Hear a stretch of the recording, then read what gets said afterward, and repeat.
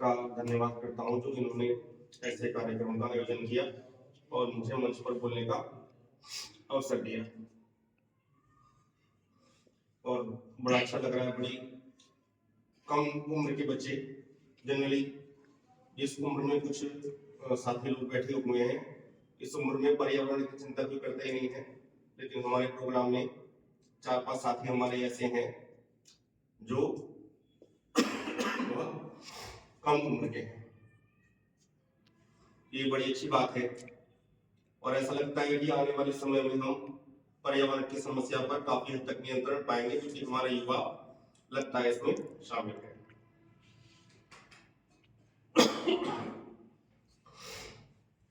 देखिए, पुराने समय से सुनता आ रहा हूं कि मनुष्य की 3 आधारभूत आवश्यकताएं हैं: रोटी, कपड़ा, मकान। 1970s के आसपास एक मूवी बनाई, रोटी, कपड़ा, मकान। जब हमारी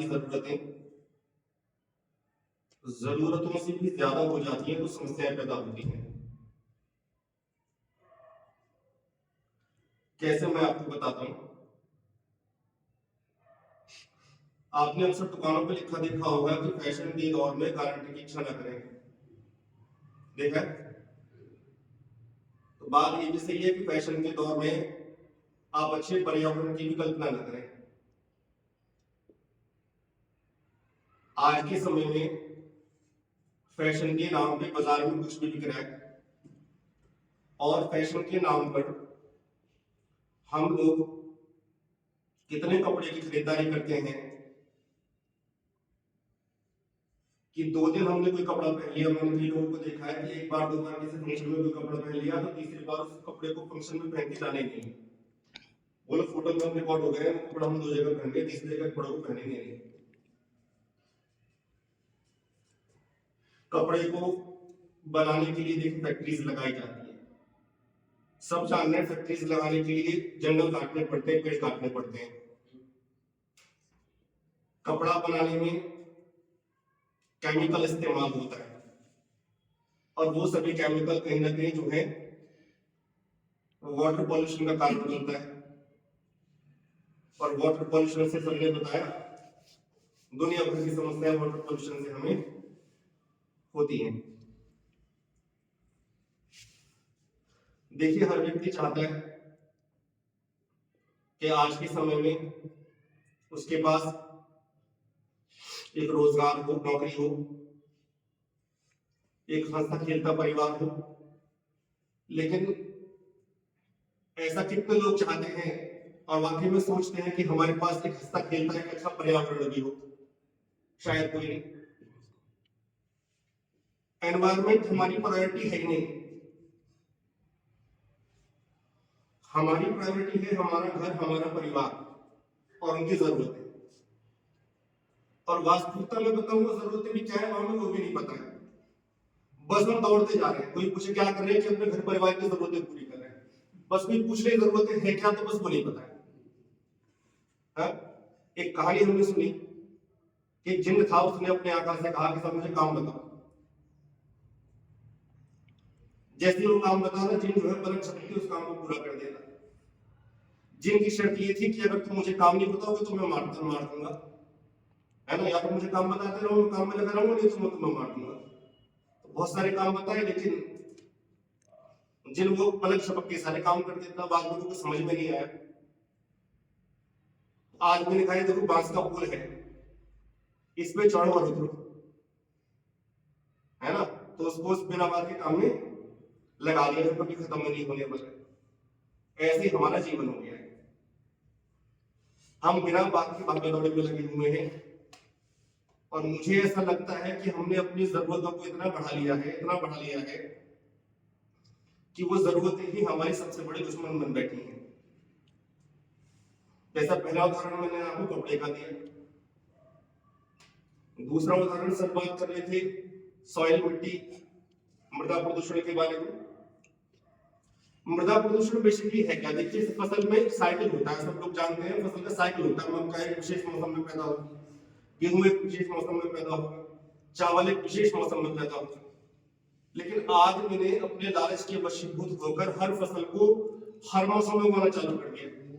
अब उसको 12 महीने में चावल चाहिए, उसको 12 महीने में मक्का चाहिए, उसको 12 महीने में सारी मटरें चाहिए, सारी फसलें चाहिए, और मिट्टी से वो फसल निकालने के लिए उसमें दुनिया भर की खादें लगानी पड़ेंगी, और वही खादें वास्तविकता में जो है फसल है मृदा प्रदूषण की, है ना। ऐसे ही मकान का है। तीसरी जरूरत की चीज हमारा मकान हो गया। मकान एक बनाना है, बात समझ में आती है, लेकिन मैं कई ऐसे महानुभाव से आपको जो है मैं जानता हूं जिनकी जो है 5 मकान भी है, 6 मकान भी है, 7 भी है, कितने बन गए पता नहीं, कितने और बनाने ये भी नहीं पता है, और बहुत बनाने, है ना। वो जरूरत पूरी नहीं हो पा रही है, तो बस बनाते जाना है। मकान बनाने के लिए भी प्राकृतिक संसाधनों का इस्तेमाल होता है, जगह भी हमें चाहिए होती है, और जगह के लिए आप इसलिए आपको पता है कि हमें वन काटने पड़ेंगे,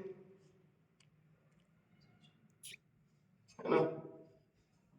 अभी मेरे छोटे भाई जो है वाहनों की स्पीड को लेकर कह रहे थे कि चाइना में वो 300 की स्पीड होती है, हमारे यहाँ 70-80 की स्पीड होती है। स्पीड इंक्रीज कर लीजिए, लेकिन स्पीड इंक्रीज करने से हो गया क्या, इस बात पे भी तो विचार थोड़ा सा हो जाए। विचार संगोष्ठी है, हमें बातचीत आपस में करनी चाहिए। पहले बैलगाड़ियां चलती थी, एक्सीडेंट्स कहाँ होते थे बताइए, स्पीड कम थी हमारी लेकिन एक्सीडेंट्स नहीं होते थे ना। आज हमने उस स्पीड को जो है 70-80 पे कर लिया है, लेकिन एक्सीडेंट्स बढ़ गए, है ना। और स्पीडिंग जो है वो बहुत मुख्य कारण है एक्सीडेंट्स का, और हमारे देश की सबसे बड़ी समस्याओं में से एक्सीडेंट की समस्या भी है। अब ये 80 की स्पीड को अगर हम 300 कर देंगे, तो आप बस सोच के देखिए, मैं मुंह से कुछ नहीं कहना चाह रहा, केवल सोच के देखिए कि अगर स्पीड 300 की होगी, 300 की इधर से और 300 की इधर से, हाँ, तो हम चलो जहां पहुंचना है वो थोड़ी सी पहले पहुंच जाएंगे, या हो सकता है उससे बहुत आगे पहुंच जाए, लेकिन इतना दूर जाना भी सही नहीं है। ज्यादा स्पीड की तरफ तो हमें मेरे हिसाब से जो नहीं जाना चाहिए। ठीक है, अभी हमारे संसाधन जो है 70-80 के हिसाब से पर्याप्त हैं, और शायद अभी हमें यही रहना चाहिए, संसाधन दुरुस्त आए तो आगे स्पीड बढ़ाने के बारे में सोचा जाए।